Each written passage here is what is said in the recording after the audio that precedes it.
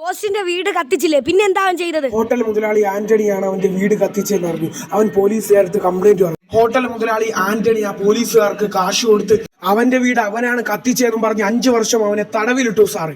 പിന്നെ അവൻ പ്രതികാരം തീർക്കാൻ വേണ്ടി ജയിലിലിറങ്ങി. ആ ഹോട്ടൽ മുതലാളി ആന്റണിയുടെ കുറെ പാർട്ട്നേഴ്സിനെ അവൻ വകവരുത്തി. അപ്പോ ആ ഹോട്ടൽ മുതലാളി ആന്റണീനെ കൊന്നില്ലേ? അവനെ കൊല്ലാൻ തന്നെയാ സാറേ സയന്റിസ്റ്റിന്റെ അടുത്ത് പറഞ്ഞ് പുതിയതായി കണ്ടുപിടിച്ച ആ മോൺസ്റ്റർ മരുന്ന് അവൻ യൂസ് ചെയ്തത്. നീ അപ്പൊ എന്റെ ടൈം വേസ്റ്റ് ചെയ്യായിരുന്നല്ലേടാ?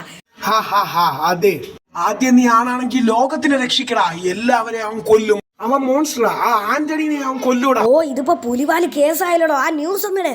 കുക്കുടു ന്യൂസിലേക്ക് ഏവർക്കും സ്വാഗതം. നാട്ടിൽ മോൺസ്റ്റർ വന്നു. പോലീസുകാർ ഇത്രയും കാലം തിരഞ്ഞെടുത്ത ഗോസ്റ്റ് തന്നെയാണ് പ്രതികാരം വീട്ടാൻ വേണ്ടി മോൺസ്റ്ററായി വന്നിരിക്കുന്നത്. ഈ ലോകത്തെ തന്നെ നശിപ്പിക്കുകയാണ്.